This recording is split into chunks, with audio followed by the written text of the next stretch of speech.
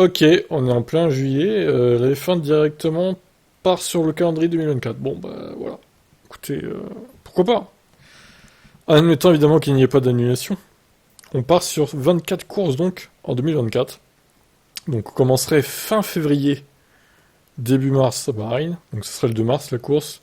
Le 9 mars l'Arabie Saoudite. Alors est-ce que ça serait des courses le samedi comme c'est prévu du coup? Je vais vous dire ça. Donc le 2 mars ça tombe un samedi. Et le 9 aussi. D'accord, bon bah c'est officiel. Donc ouais, c'est bizarre. Donc les essais libres 1 seront le jeudi. Le vendredi, tu auras les essais 3 et les qualifs. Alors, sauf s'il y a un sprint, du coup, ça ils l'ont reprécisé, mais... Et le samedi, la course le samedi soir, quoi. Pareil pour l'Arabie Saoudite, trop bizarre. Donc ça, c'est officiel, déjà. Les deux premières courses auront lieu le samedi soir. L'Australie, le 24 mars. Donc là, ça revient le dimanche, y a pas de souci. Le Japon, en course 4. Waouh, ça va être bizarre aussi, ça. Mais après, c'est pas illogique, hein, vu la destination précédente.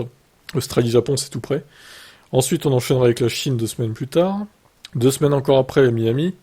Émilie-Romagne 2 semaines après. Monaco 1 semaine après. Alors, ouais, encore une fois, voilà. Miami, round 6.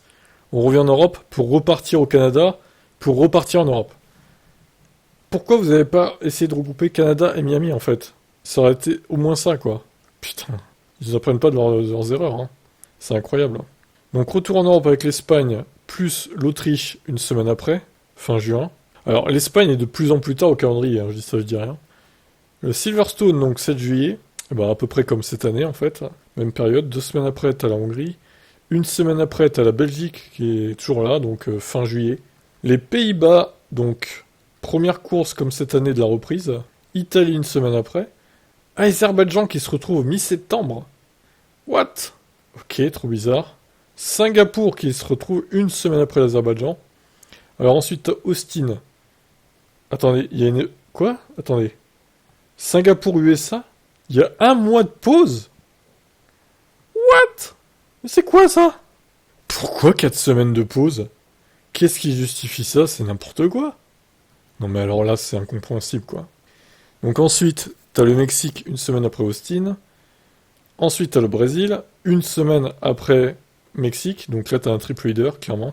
2 semaines après... Alors non, 3 semaines après Las Vegas. Puis Qatar, puis Abu Dhabi. Donc triple leader, là encore, Las Vegas, Qatar, Abu Dhabi. Ouais, leur calendrier est merdique, hein. Je suis désolé, mais je suis pas fan, hein.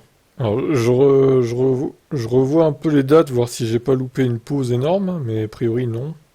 Bah, au début de la saison, ça va, c'est toutes les 2 semaines, là, Emilie-Romagne, Monaco, t'as un double leader, bon, ça va. Canada-Espagne, t'as 2 semaines, ok, c'est normal. Monaco-Canada aussi. Bon, par contre, encore une fois, Canada et Miami, ça aurait été juste de les regrouper, tout simplement. Premier triple leader, c'est Espagne-Autriche, Silverstone, ok. Alors, qui est assez bizarre, hein, comme triple leader, finalement. Parce que tu pars en Espagne, tu vas quand même en Autriche, qui est assez loin de l'Espagne. Puis après, tu reviens au Royaume-Uni. Puis 2 semaines plus tard, tu retournes là-bas, en Hongrie. Pourquoi ne pas avoir regroupé Autriche et Hongrie, par exemple? Je sais pas. Bon, ensuite, Belgique, 1 semaine après la Hongrie. Et ensuite, c'est la pause. Donc, Pays-Bas, Italie, double leader, c'est même pas un triple. Azerbaïdjan est tout seul. Ah bah non. Azerbaïdjan, Singapour, c'est un double leader aussi, du coup. Non mais, franchement, la pause de un mois, là, c'est incompréhensible, hein, franchement. Qui mettent 2 semaines, ok, voire 3 à la limite, mais un mois, c'est trop. Donc USA, Mexico, Brésil, triple leader. Puis le dernier triple leader à la fin. 3 semaines après. Donc on finit sur un calendrier chelou hein, quand même. Avec des pauses énormes et des triple leaders. Bah franchement, je suis pas trop fan du calendrier 2024 perso. Je sais pas ce que vous en pensez, mais pas trop hypé là. Un peu déçu par ça. Je vous laisse commenter. Qu'est-ce que vous en pensez de ce calendrier, vous?